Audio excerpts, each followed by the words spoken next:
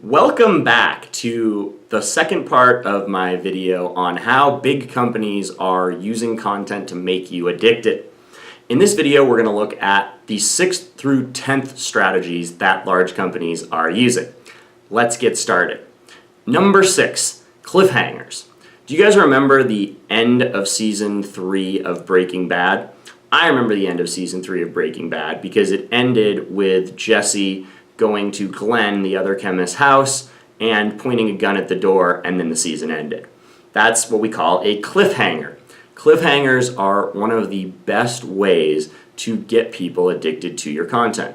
They often call this serialization of content. In fact, I used this tactic at the end of the last video where I told you to wait for the second 5 tips on how people make you addicted, and now you were more excited to see this second part of the video. Think about how you can put cliffhangers into your content, break things up into different sections, end on high notes, make it dramatic. Number 7, make it easy. You know why Netflix autoplays the next show or a similar movie after you watch something? They do it because it makes it easy for you to stay there and binge watch. If you had to keep pressing buttons, or if that little box that said, hey, do you want to continue watching, popped up every time, people would watch less Netflix and they would be less happy. So make it easy for people to binge your content. Have a next blog post available. Make it so that videos autoplay one after another, like on my YouTube channel here. The easier you make it for people to consume your content, the better off you will be and the more addicted they will become. Number 8, gather all the data. One thing about big companies like Facebook, Google, etc., they get all your data and they use it in their content to segment you into different boxes. If you look at someone like Neil Patel, on his blog post, he'll ask you questions like, do you want to get more traffic? Do you want to start a blog? Do you want to start a business? And through that, he will then segment you onto lists so that he can sell you the right thing. This makes people addicted because they feel like their content is customized and they feel like they're getting exactly what they need as he gathers this data. So gather data in order to create a better, more responsive customer experience. Number 9, intermittent rewards. If you've ever studied psychology, you've probably heard of B.F. Skinner and his damn pigeons, where he had the rewards set intermittently and they stayed there all night pecking, trying to get a piece of food.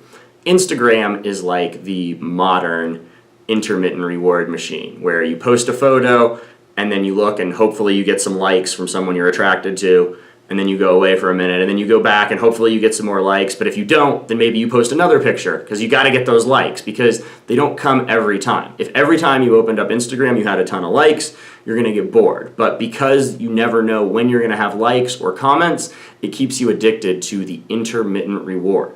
So in your content, think about where you can reward people intermittently for staying with you. And last but not least, you want to engage all of the senses. You want to do things in your content that engage the ears, the eyes, and all other senses. Unfortunately, you can't really do much with smell.